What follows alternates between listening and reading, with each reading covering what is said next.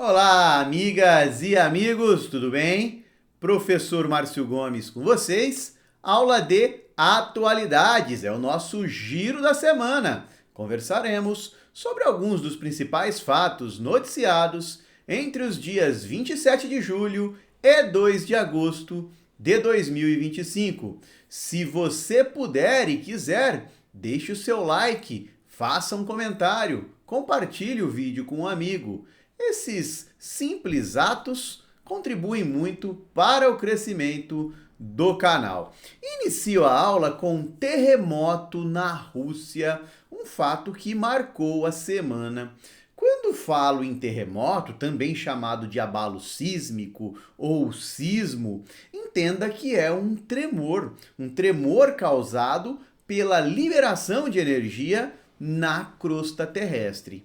A maior parte dos terremotos acontece nas proximidades do limite de placas tectônicas. Márcio, o que são placas tectônicas? Faça o seguinte raciocínio. O planeta Terra, ele possui uma camadinha mais fina, superficial, uma camada sólida que chamamos de litosfera. Essa camada rígida, ela é toda fragmentada como se fosse um quebra-cabeça. Cada parte desse quebra-cabeça recebe o nome de placa tectônica ou placa litosférica. Acontece que essas placas não são estáticas, elas estão em constante movimento. Em alguns locais, as placas se encontram, se colidem, são limites convergentes. Em alguns locais, essas placas se separam, limites divergentes. Em alguns locais, essas placas se resvalam, né? Nós vamos chamar aí de limites transformantes. O fato é que na proximidade dos limites de placas há uma incidência maior de tremores de terra, de terremotos. Beleza até aqui? Tá, Márcio. Então, a Rússia, parte do território russo, se encontra no limite de placas? Exatamente. E esse terremoto em questão, e acho que essa é a pergunta que a banca pode fazer, aconteceu na península, vou tentar pronunciar, hein? Kamchatka, tá? Beleza? Foi um terremoto de magnitude, de escala 8,8. Mas o que isso significa? Vamos lá. Um terremoto acima de 7 já é considerado um terremoto forte ou muito forte ou grande. Então, 8,8 é considerável. Então, primeira pergunta que eu vislumbro.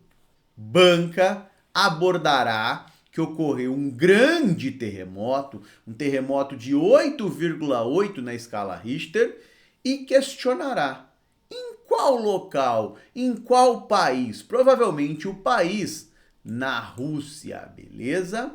Pode até aparecer no enunciado essa nomenclatura aqui, Kamchatka, tá? E a abordagem ser em relação ao país. Tudo bem até aqui? Tá, Márcio, já compreendi um grande terremoto. Então, aqui na Rússia. O que chama a atenção? Quando você tem um terremoto e esse terremoto atinge, gera vibrações ali no fundo oceânico, há o risco da formação de uma grande onda, de uma onda gigante que recebe o nome de tsunami. Então, devido a esse terremoto na Península Russa, alertas de tsunami foram disparados. Em vários países, inclusive ordem de evacuação. Na própria Rússia, lógico, né? No Japão, nos Estados Unidos, Equador, Peru, Colômbia e Chile. Quero fazer um destaque. Existe uma região aqui, eu vou tentar desenhar mais ou menos, mas a gente pode chamar aqui, ó. Estou desenhando do meu jeito. Que você vai encontrar aí como Anel do Pacífico, na verdade parece uma ferradura e não um anel, ou então Círculo de Fogo. Nessa região existe ali o limite de várias placas tectônicas. Estima-se que 90% dos terremotos ocorram nessa região. Então, um terremoto registrado nessa região do Pacífico, no Círculo de Fogo, né? Ou no Anel do Pacífico. E em relação aos alertas de tsunami, imagine só que o terremoto acontece aqui em um ponto da Rússia, mas isso poderia desencadear a formação de ondas em direção ao continente americano. Tudo bem? De boa? Um outro ponto interessante. Esse foi o maior terremoto já registrado no mundo desde 2011. Tá? Então, desde o caso de Fukushima no Japão em 2011, o maior tremor. E o sexto maior registrado pelos sistemas modernos aí de monitoramento. É o tipo de questão que as bancas gostam, tá? Cai muito assim, geralmente local. Então, minha aposta é local do terremoto. Bom, agora um tema relativamente polêmico, ou relativamente não, né? Muito polêmico, mas vamos entender o fato. Sanções da lei Magnitsky, né? É difícil falar, tá? Contra Alexandre de Moraes. Márcio, que lei é essa? Bom, essa é uma lei, tá? Que foi aplicada pelo governo dos Estados Unidos. Então, quem aplica essa lei? Os Estados Unidos. E é uma lei que permite a imposição de sanções econômicas, tá? Contra acusados de corrupção ou grave violação de direitos humanos. Então, uma lei, anota aí, direcionada a indivíduos, a entidades acusadas que cometeram aí corrupção ou grave violação de direitos humanos. Quem foi alvo dessa lei? O ministro do Supremo Tribunal Federal no Brasil, Alexandre de Moraes, né? Magnitsky, difícil falar esse nome, tá? Letra M de lei Magnitsky, letra M de Moraes, para você não esquecer. Tudo bem? Tá, Márcio, mas na prática, o que essa lei faz na prática? Essa é a dúvida de muitos. Bom, inclui aqui nessas sanções o bloqueio de contas bancárias, de bens, de ativos que o indivíduo, no caso o ministro Alexandre de Moraes, possua nos Estados Unidos. Então, se ele tiver lá conta bancária, tiver um bem, tiver um ativo, ocorrerá o bloqueio. Tá? Então, esse é o primeiro ponto.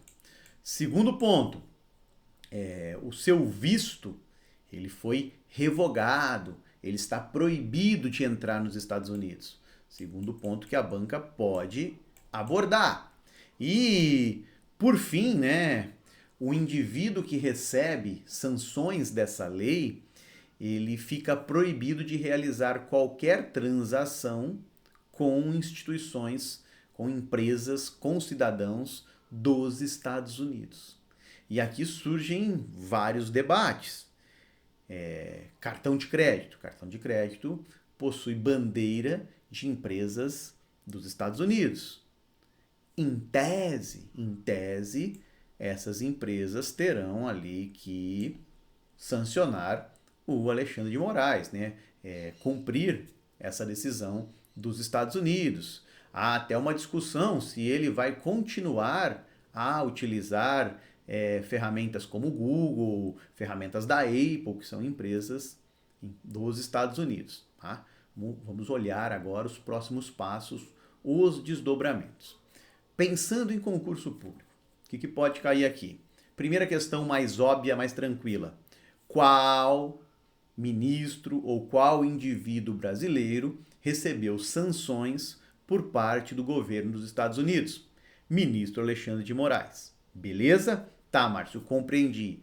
Banca também pode perguntar o nome dessa lei. Ela é difícil de falar, mas de lembrar você não vai esquecer não, tá? Lei Magnitsky. Eu acho que é assim que pronuncia.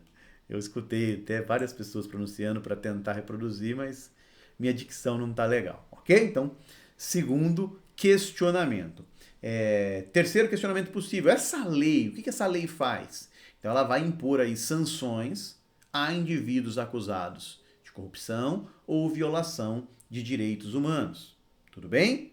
E por fim, alguma característica dela. Então, o bloqueio de conta bancária, ou então o impedimento do ministro de ingressar nos Estados Unidos, são alguns elementos. Suave até aqui. Márcio, mas por que a imposição dessas sanções contra o Alexandre de Moraes? O governo dos Estados Unidos, figura de Donald Trump, acusa o ministro Alexandre de Moraes de minar aí, de não permitir a liberdade de expressão. O ministro também é acusado pelo governo dos Estados Unidos de perseguir o ex-presidente Jair Bolsonaro, tá? Então, essas sanções aparecem em um debate maior, que é aquele debate entre o governo dos Estados Unidos e o Brasil, inclusive com as sanções sobre produtos brasileiros. Suave, tranquilos, olho nesse fato, vai cair em prova, é certo em prova. Não sei se na sua, na que o amigo fez. Terceiro fato, também polêmico. O Márcio não gosta muito de polêmica em aula, mas eles marcaram a semana, né?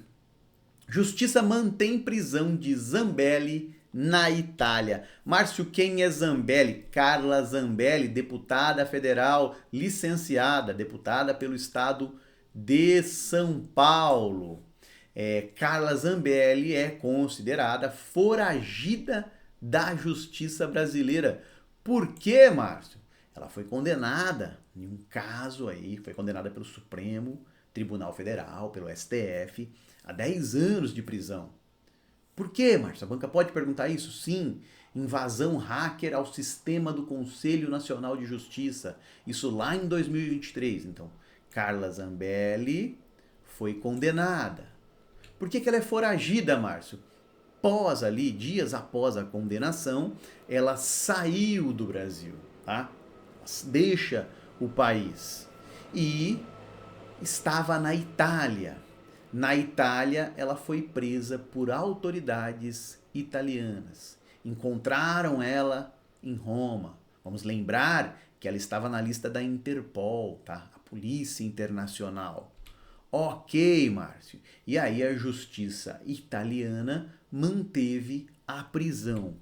Qual é o ponto agora? O Brasil pede a sua extradição. Vamos aguardar os próximos capítulos. O que as bancas podem abordar desse tema?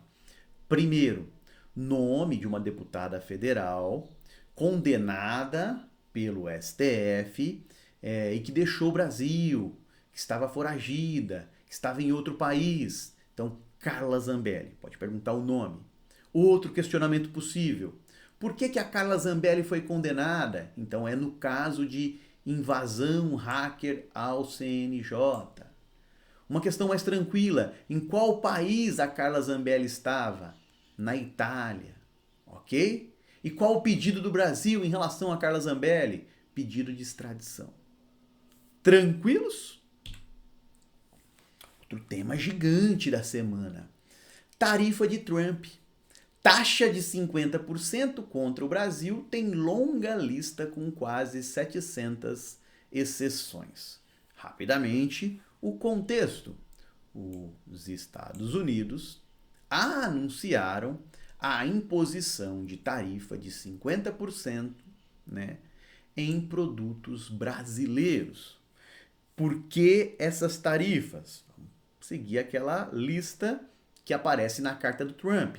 Trump cita perseguição ao ex-presidente Jair Bolsonaro, acusa o Brasil de algumas políticas comerciais injustas, fala que há um processo de violação de liberdade de expressão no país e, então, somando esses fatores, anunciou a taxação de 50% sobre produtos brasileiros que são importados pelos Estados Unidos. Tal. E aí ficou aquela dúvida, vai acontecer, não vai? Estava tarifas previstas para o dia 1º de agosto, né? Previsão inicial, e ocorreu essa confirmação durante a semana. Então, assinou um decreto que oficializa a imposição de tarifas. Tá. Primeira questão possível aqui, o valor, já vi banca questionar isso. número mesmo. Qual o tamanho, qual a taxa, qual o valor? 50%. Ok. Tá, Márcio, beleza. Aí vem um ponto que chamou atenção na semana. Foi apresentada uma lista com exceções, com itens que não receberão essa cobrança extra. Uma lista robusta, uma lista com 700 itens. Nessa lista, alguns produtos estratégicos, suco de laranja, combustíveis, aeronaves civis, a Embraer muito preocupada, né? Empresa brasileira aí, preocupada com essa taxação, ficou de fora, suco de laranja, alguns tipos de metais. Então, um aspecto aqui positivo, né? Comemorado por alguns setores. Dois setores ficaram de fora, vários setores ficaram de fora, óbvio, né, dessa isenção, mas dois chamam a atenção, que é o produto café e as carnes.